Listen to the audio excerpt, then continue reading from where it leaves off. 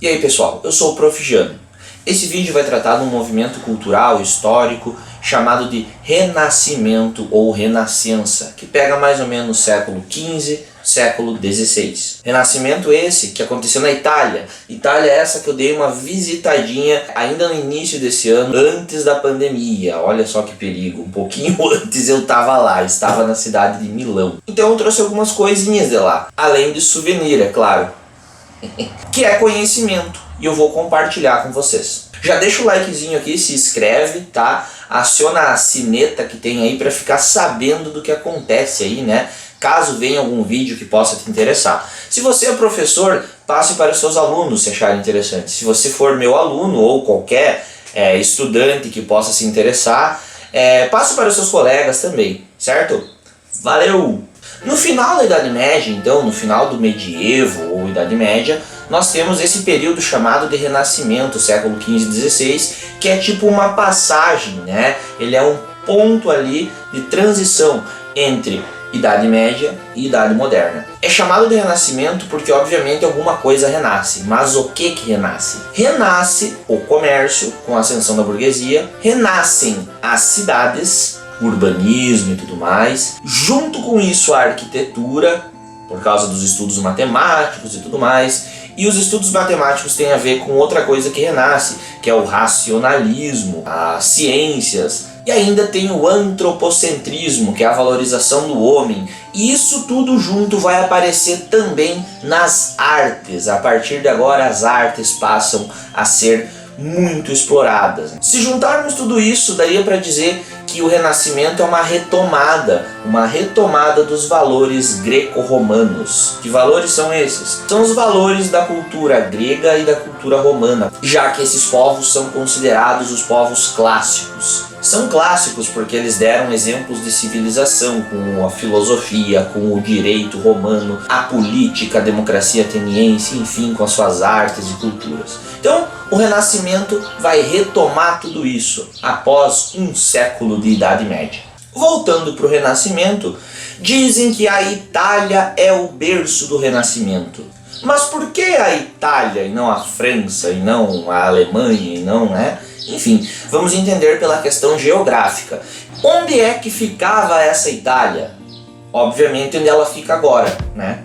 Mas vamos entendê-la no mapa. A Itália é esse pé de bota, mergulhado então no mar Tirreno, Jônico, Adriático, e a ponta do pé da Itália está ali no mar Mediterrâneo. É onde bombava o comércio, minha gente, por ser um local muito favorável a essa atividade econômica. Então o Mediterrâneo é tipo, sei lá, Tatooine do Star Wars, assim, mas na água, basicamente isso. Lá é uma loucuragem, assim, o bicho pegava. Eu falei para vocês que um dos pontos que renasce aí no Renascimento era o comércio. Então o Renascimento tem muito a ver com o comércio, com o uso da moeda, dinheiro, denaro, din-din. Conclusão lógica que temos até aqui: a Itália está num dos lugares mais lucrativos para se fazer comércio naquela época. Assim muita gente enriqueceu, tanto que os primeiros bancos são criados nessa região da Itália. Eu falo região, né? Porque a Itália não estava unificada ainda, não tínhamos a Itália de fato, e sim várias cidades e estados, tipo a Grécia na Antiguidade. Com o Renascimento, com pessoas ricas, a arte volta a ser importante, porque as pessoas passam a investir na arte. Quem investe na arte, quem patrocina a arte, são chamados os mecenas.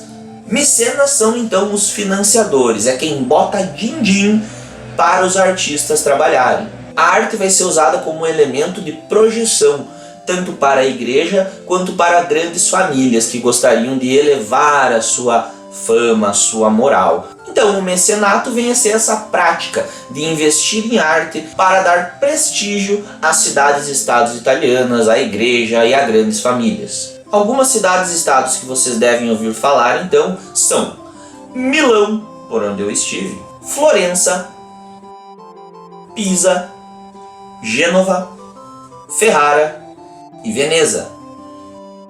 Mas enfim, eu estive por lá por um meio-dia mais ou menos.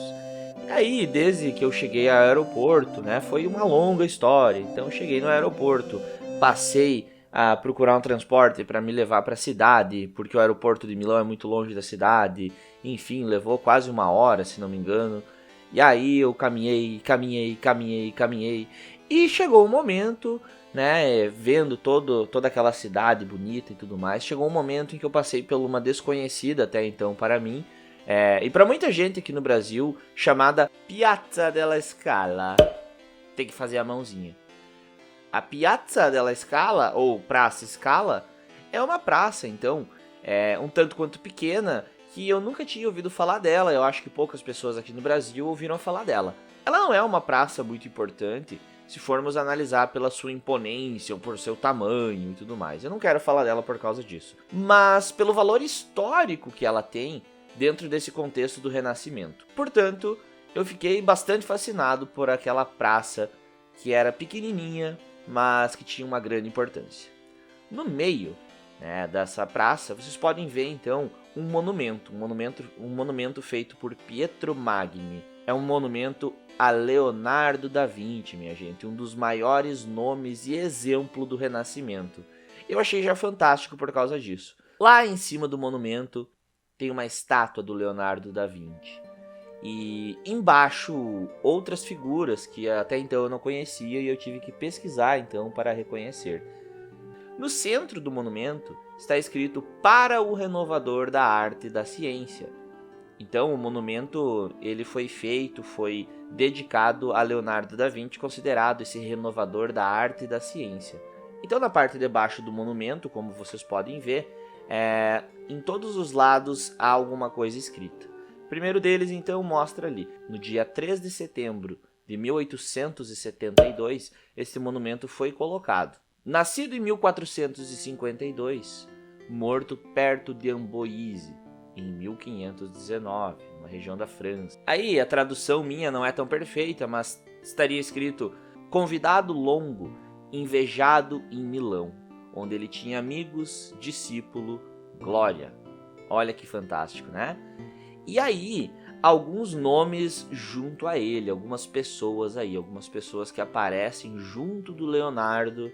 E aí eu fui atrás para ver quem eram essas pessoas. A primeira dessas figuras retratadas no monumento é Cesare da Sesto, um pintor então da Lombardia que morreu em Milão. Ele era reconhecido como um dos Leonardetti, ou seja, um grupo de artistas que era influenciado então por Leonardo da Vinci, ele mais um grupo de pessoas. Ele não teve uma carreira de tanta expressão na pintura como Leonardo da Vinci, mas ele tem algumas obras famosas, como também influenciou outros pintores na região ali das cidades da Itália. Próximo nome que temos é Marco Dogiono, ou Dogiono, principal aluno de Leonardo da Vinci, justamente por copiar incessantemente suas obras. E apesar de não se saber muito da carreira dele, há uma coleção de afrescos então na igreja da Santa Maria della Pace, em Milão. Uma de suas pinturas, bastante interessantes, é o Retábulo dos Três Arcanjos, em que vocês encontram os três arcanjos então descendo o sarrafo no Lúcifer. Um dos arcanjos então que vocês veem que está caindo. Não foi preciso chamar os irmãos Winchester. O próximo a ser retratado é uma figura muito importante, é o Giovanni Antonio Boltraffio. O Boltraffio aí, ou Beltraffio também conhecido, ele é um importante pintor da Renascença italiana, e uma das suas obras, que é Madonna e o Menino, que foi uma obra pintada bem ao estilo do Leonardo da Vinci, é uma das obras mais marcantes aí do período chamado Quattrocento. Ele também pintou a Ressurreição, não sozinho, mas com Marco Dogiono, do qual já falamos anteriormente. E por último, mas não menos importante, na verdade é uma figura até polêmica aí, seria Andrea Salaino, que na verdade é um apelido para o seu nome verdadeiro, Gian Giacomo Caprotti. O Caprotti então, ou Salaino, apesar de não haverem confirmações, teve relações então com Leonardo da Vinci, né? Eles tinham então uma relação íntima, afetuosa, o que nos leva a acreditar que muitas das obras do Leonardo da Vinci tenham sido feitas tendo o Salaino então como inspiração. E aí existem várias teorias em cima dessas obras, né, que elas têm uma semelhança com o Caprote. Então, como eu havia falado, é um monumento que não é muito grande, não é muito imponente, assim, visualmente falando, mas ele tem uma carga histórica muito importante, muito legal. E isso nos mostra como alguns países aí valorizam a sua arte, como alguns países valorizam seus grandes nomes, sua cultura e seu patrimônio histórico, deixando marcada então a sua história. Logo depois eu prossegui pela direita desse monumento numa galeria, uma famosa e grandiosa galeria, então chamada de Vittorio II, onde eu comi a pizza italiana. Mamma mia! Vocês acharam que eu ia pra Itália e não ia comer pizza? E saindo dessa galeria, aí sim, encontramos, minha gente, agora muita atenção aqui,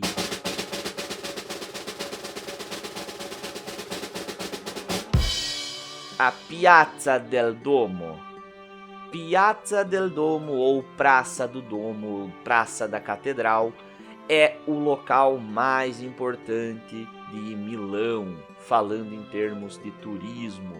Quando eu me dei conta que eu estava de fato na frente da catedral, porque eu ia acompanhando pelo Google Maps, de repente, quando eu percebi aquela figura imponente à minha esquerda, Surprise, motherfucker! eu não consegui de fato encarar ele de primeira.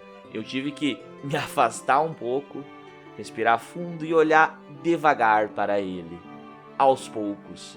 Porque uma figura dessas, que é icônica, que a gente vê nos livros de história, que a gente vê hoje na internet, ver ela pessoalmente é uma coisa que pega a gente desprevenido, mesmo eu sabendo que eu veria a catedral ali. O Domo de Milão, ou a Catedral de Milão, então, ela é monumental. É tida como uma das mais famosas e fantásticas construções em estilo gótico de toda a Europa. Toda a Europa. Começou a ser construída em 1386, lá pelo século XIV, e em 1418 o altar foi consagrado pelo atual Papa. Ela estava semi-pronta, falando fisicamente. Meus queridos, o negócio é simplesmente assustador de tão bonito. É uma imagem forte. Eu demorei muito então para me aproximar dela, porque ela era uma coisa muito complexa, muito detalhada. Por toda parte que você passava perto dela existiam imagens, estatuetas entalhadas, e parecia que elas sempre estavam olhando para você. Até mesmo perto das portas, quando tu olhava para cima, podia ver algumas figuras entalhadas olhando para você. Para mim, foi demais, sinceramente. E também nessa praça, temos um monumento a Vittorio Emanuele II, feito por Ercole Rosa, em 1896, que representa, então, na verdade, a unificação da Itália como um país independente e unificado agora.